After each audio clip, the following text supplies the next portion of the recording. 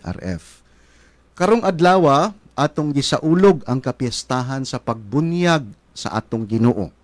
Ug kining maong kapiestahan nagpahinumdom kanato kung unsa kaimportante ang bunyag sa atong kinabuhi. Kay si Jesus mismo nga wala manginahanglan og bunyag, nagpabunyag kang Juan Bautista aron hatagan kita og panag-ingnan.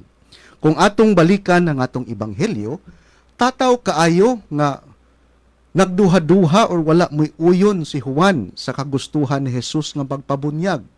Apan si Jesus nagmapaobsanon nga misunod sa kabubuton ug tahas sa Dios. Kung atong pamalandungan ang atong kaugalingong bunyag, kita usab gitahasan sa pagsunod sa kabubuton sa Dios. Ug ang iyang kabubuton nahipatik kini sa atong Biblia. Ang mga pagtulunan ni Jesus anaa nahipatik sa atong Biblia. Apan ang problema lang natong mga Katoliko, tagsara ka nato ang mubasa sa Biblia. Aduna bitay usa ka joke no mahitungod sa unsa kunoy kalainan sa Biblia sa Protestante ug sa Biblia sa Katoliko. Ang Biblia kuno sa Protestante bahong ilok, apan ang Biblia sa Katoliko bahong ok-ok. Kay ngano man ang Biblia sa Protestante kay kada adlaw mang dad-on isuksok sa ilok. Kalingaw gina dala-dalahon. Apan ang Biblia nato mga Katoliko naarain taon sa suok ug nanimahong ok-ok. Aduna pay ubang mga ginikanan nga adto ibutang ang bill sa kuryente ug tubig. Kay nasayod sila nga di gyud ni mawala kay wala may manghilabot anang Biblia.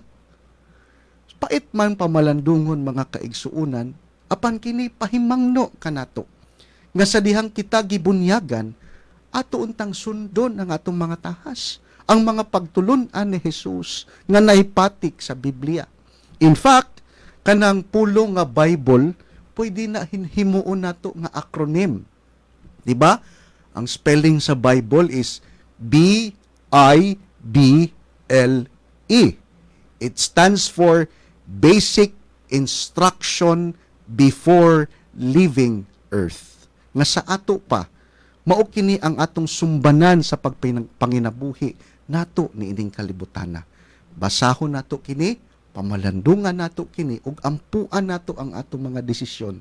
Kay pamaagi sa maong pamaagi, atong mapuy-an ang mga pagtulunan ug tahas sa Ginoo. Amen.